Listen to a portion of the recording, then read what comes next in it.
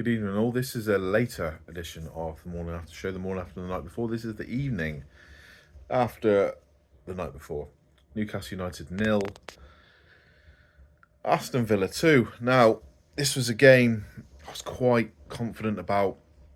Obviously, Newcastle's home record, what was my hair doing, against Aston Villa is quite good.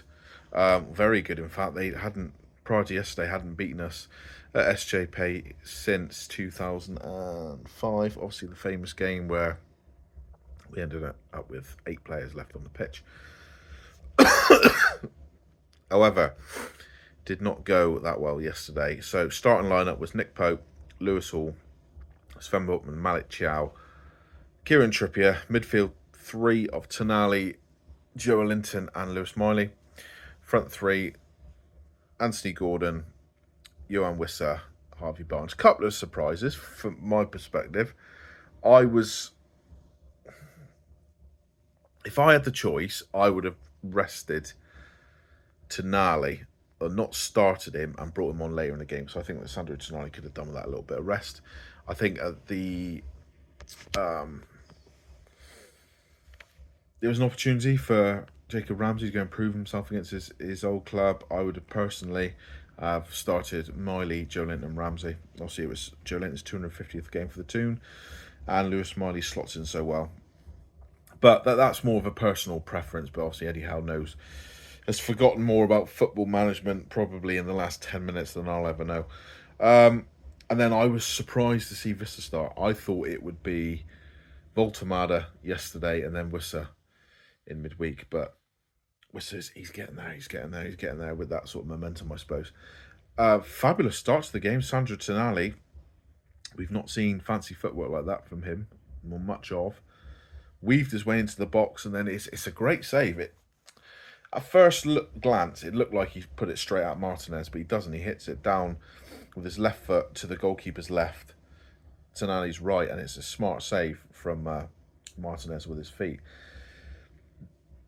And that was, from an attacking perspective, as good as it got.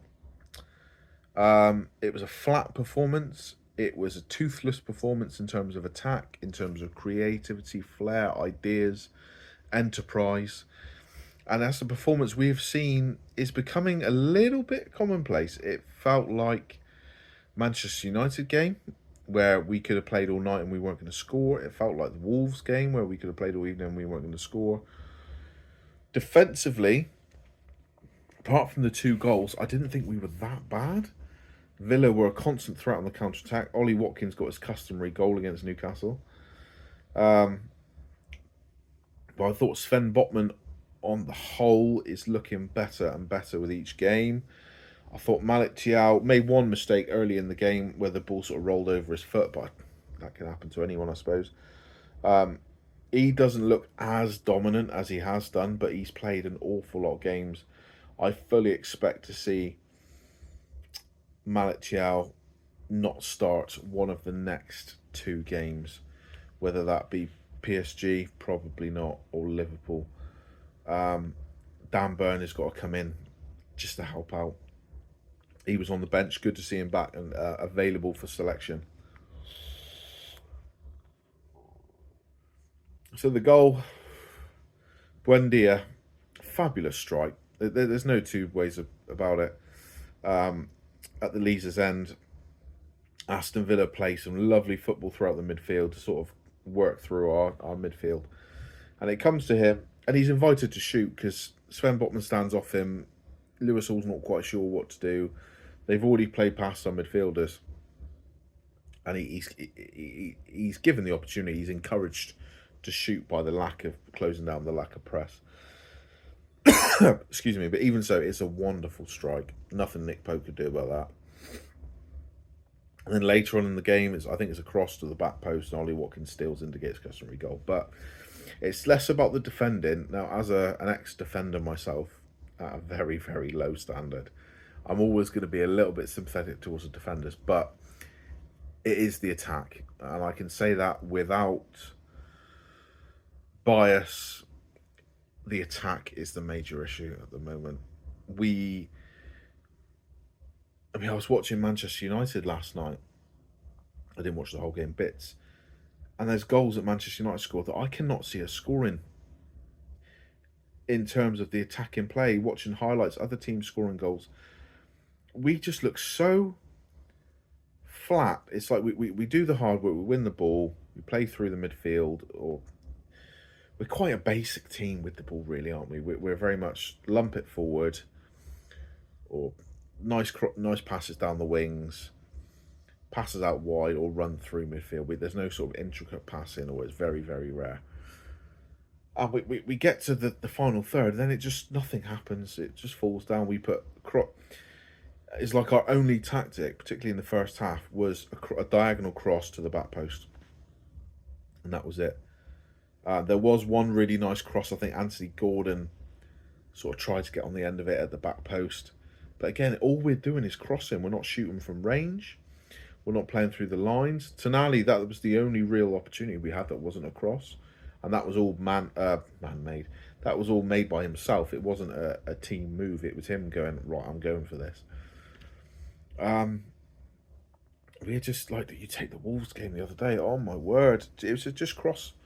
That's all we've seemed to have. There's no number 10 threading it through. There's no through balls. There's no like 1-2s. There's not the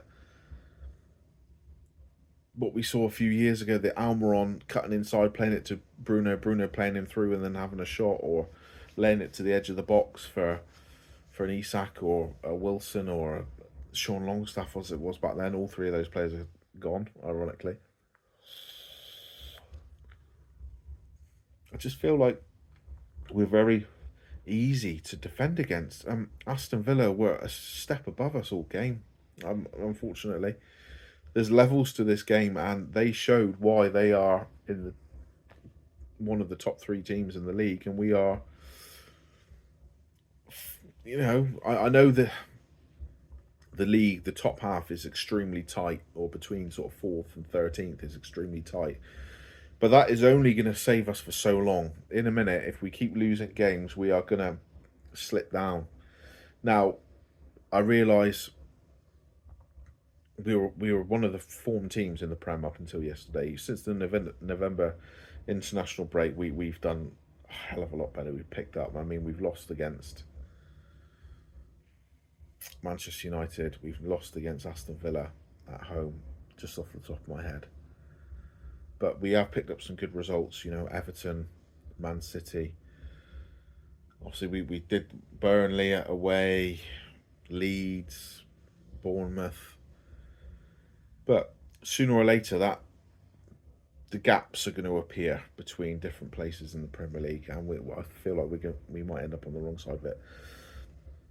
The Champions League is a bit of a smoke and mirrors job at the moment, because the Champions League teams that we play at home, apart from Barcelona, have been abysmal. You know, PSV, how on earth are they 13 points clear at the top of their division? That tells me that Dutch football is struggling. How on earth did they smash Liverpool at Anfield? They were dire the other night, I thought, particularly in defence. Handed us we scored 3 goals. 2 of them were handed to us on a plate, in my opinion. Harvey Barnes scored a lovely goal, but where are these abundance of opportunities, all the chances? They're just not coming. We are toothless. We are blunt in attack at the moment. I thought Harvey Barnes and Anthony Gordon huffed and puffed and did their best, but they're putting crosses into the box, and this is not alive to the situation. Our 3 midfielders, you know, Joe Linton is athletic and running power, but he's never going to create an abundance of opportunities, is he? You know, he's not the one to put his foot on the ball and thread that ball through, or, you know, make that dummy run to create something. Sandro Tonali, got about the pitch, but I thought he looked a bit tired, a bit leggy. Miley, I'm not going to criticise him. I thought he was the pick of the 3 midfielders. I thought he played very well. Thought he stood up in midfield. It was Joe Linton against Onana. Looked like they were going to scrap, but Miley stood up well, played some nice passes, carried the ball forward. He whipped in a beautiful cross to the back post for, it would have been Anthony Gordon coming in, I imagine. really teasing cross, put some good crosses in through corners, but that's all we've got at the minute is crosses. I thought Kieran Trippier had a slack game with the right boot. His passing wasn't up to scratch. His usual standard, that is. When I say not up to scratch, I mean his standards of passing are right up there. He's usually flawless. Give the ball away a couple of times. It was fair play to Aston Villa. Newcastle didn't play that badly, but we just look so, I keep saying it, toothless, blunt. Where's the intensity is our identity and all that malarkey and the energy, but where is that creative flair? Where's that spark? Where's that idea? That where are the options, the sort of enterprise, the creativity? It's just not there at the moment. Bruno Guimaraes, still haven't heard a guaranteed sort of, I say guaranteed, a better idea of when he's going to be back. He was in the stand. Joe Linton had to go off injured. Now that must be pretty serious because it was his 250th game. And I thought he was standing up well in midfield physically.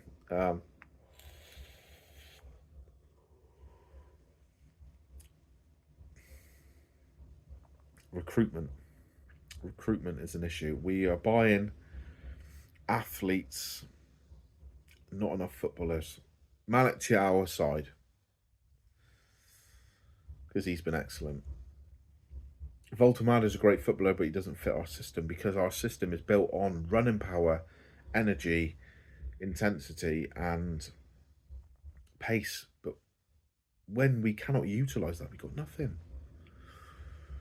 Joe Linton, one of my favourite ever Newcastle players, but he's not a great football player. He's an athlete. Joe Willock has that touch and pass, but he's not the Willock of a few years ago. Jacob Ramsey, the jury's out. Sandro Tonali has shown some fancy footwork. He's got good passing range, but we thought we were getting a Pirlo. He's a Gattuso player, really, which he's made no secret of. Gattuso was his idol. Bruno Guimaraes has a bit of creative genius and flair, but we can't rely on that one player all the time. That's 11 games now that Bruno's not played for us in the Premier League since he joined that we have failed to win. That is a damning, frightening statistic. Does that mean if Bruno leaves in the summer, we're not going to win a game all season? Do you know what I mean? Like, 11 games, 5 losses, 6 draws that he's not played in, 4 years? Where are the ballers? Where are the Mavericks? Now, this is some very high company, but where are the Kakas? Where are the Iniestas, the Ozils, the Juan Roman Riquelmes, the Modric? That style of player. A classic number 10, but a classic number 10 doesn't fit our system. Is it time to completely revamp our system? Because it's the same thing every week, isn't it? It's the 4-3-3. It's the same subs. You know that Willock and Ramsey are going to come on at some point. If Visser's playing, Voltemade is going to come on, vice versa. You know that Alanga's going to come on probably. Jacob Murphy, if he's available. Don't know. It was a disappointing day. Like I said, not the worst performance. We've played worse than that and won games this season. But yeah, it's depressing. Never like to lose against Aston Villa, but there we go. Anyway, we move Monday night now. Away at the Parc des Princes on Wednesday. We owe them a good performance because we're due a result. Obviously, we all remember the Tino Livramento penalty incident from 2024. No, November 23, I want to say.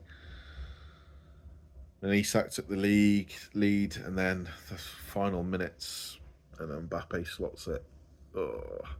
So yeah, hopefully we can get a result. And as much as success in the Champions League, hasn't always translated to success in the Premier League this season. This week being a cracking example. I know it's a tall ask because Aston Villa are a top team, but if we can beat or get a good result against the European champions, the current Champions League holders, at their backyard, bodes well. We've got some horrendous fixtures coming up, haven't we? PSG away, Liverpool away, Man City away. Then I've got a feeling, is it another Premier League away game and then Aston Villa away in the FA Cup?